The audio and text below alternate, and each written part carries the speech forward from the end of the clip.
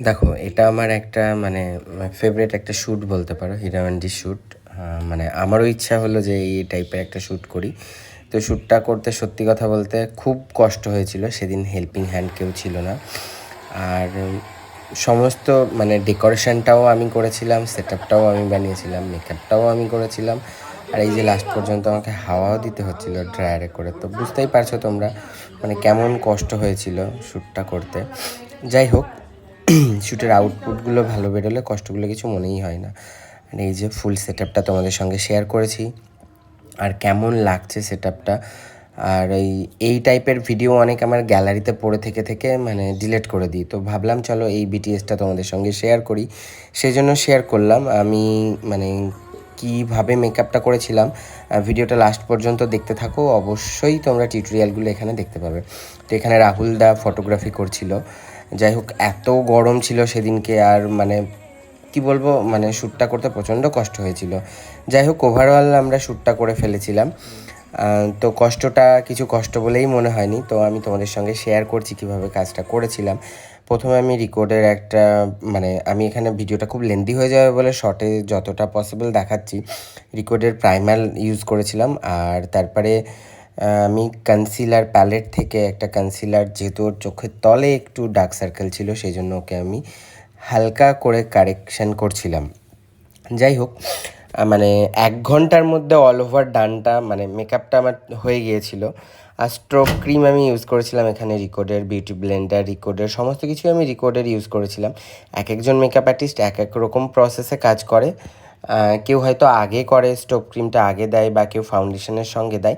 আমি সেটাকে আগেই দিই, তারপরে ফাউন্ডেশন দিই। তো এক একজনের কাজের টেকনিক এক এক রকম। আর এখানে আমি এখানে ইউজ করেছিলাম একটা ফেয়ার টোনের আর একটা মানে ডার্ক টোনের ফাউন্ডেশন, দুটোকে মিক্সড করে একটা নিউট্রাল শেড বানিয়েছিলাম, যেটা ওর স্কিন অনুযায়ী যাবে। তো এরপরে আমি আরেকটা ফাউন্ডেশন যেটা ফেয়ার টোনের ছিল সেটা দিয়ে হাইলাইট জোনগুলোতে হাইলাইট করেছিলাম। আর সত্যি কথা বলতে মানে এই ফাউন্ডেশনটা নতুন লঞ্চ করেছে, তোমরা ইউজ করে একবার দেখবে, খুবই ভালো, ওয়াটারপ্রুফ আর সোয়েট প্রুফ, খুবই ভালো। আর তারপর আমরা একটা কনসিলার প্যালেট থেকে ক্রিম কন্ট্রোল করলাম, যেহেতু ওর মুখটা খুব গোল ছিল তার জন্য একটু জাস্ট ওকে কন্ট্রোলের দরকার ছিল। ওভারঅল সব কিছু ঠিকঠাক ছিল। আর লিকুইড ব্লাশ আমি ইউজ করলাম, সেটাও রিকর্ডেড ছিল। আর ইভেন আমি ওয়ান ডে ক্লাস যেটা হয়েছিল, এই লুকসটাই আমি ক্রিয়েট করেছিলাম, সেখানে সমস্ত কিছু তোমাদের ডিটেলসে বলেছিলাম। হয়তো মানে শর্ট ভিডিওতে এত কিছু একসঙ্গে দেখানো সম্ভব হয়ে ওঠে না, তবে আমি চেষ্টা করি তোমাদের সঙ্গে কিছু না কিছু নতুন শেয়ার করার, বা সমস্ত কিছু ভিডিওতে দেখানোর চেষ্টা করি। তো আমি এরপরে বেকিং করেছিলাম, মানে মেকআপটাকে লক করেছিলাম রিকর্ডেরই একটা পাউডার দিয়ে। দেন মোটামুটি আমার সমস্ত কিছু ডান হয়ে গিয়েছিল। এরপরে আমি রিকর্ডের হাইলাইটার ইউজ করেছিলাম, হাইলাইটার প্যালেট থেকে, যেখানে অনেকগুলো কালার তোমরা পেয়ে যাবে। তো তোমরা তোমাদের ইচ্ছা মতো কালার দিতে পারো। আমার তো মানে পিঙ্কটার গোল্ডেনটা বেশি ভালো লাগে, খুব ন্যাচারালও একটা এফেক্ট দেয়। ইউজ করে একবার দেখো, অবশ্যই ভালো লাগবে তোমাদের। যাই হোক, লুকসটা কেমন লাগলো, কে কোথা থেকে দেখছো, আর এই রকম মেকআপ টিউটোরিয়াল ভিডিও তোমরা কেমন ভালোবাসছো বা কেমন টাইপের ভিডিও দেখতে চাও, তোমরা অবশ্যই কমেন্ট করে জানিও।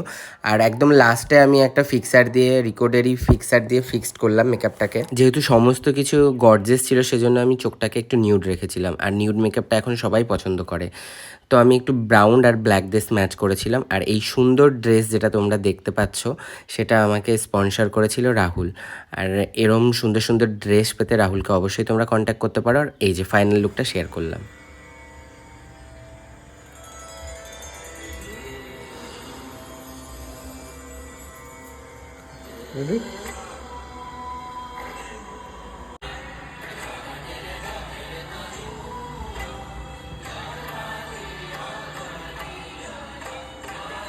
একটু ক্লোজ করো, একটু ক্লোজ করো।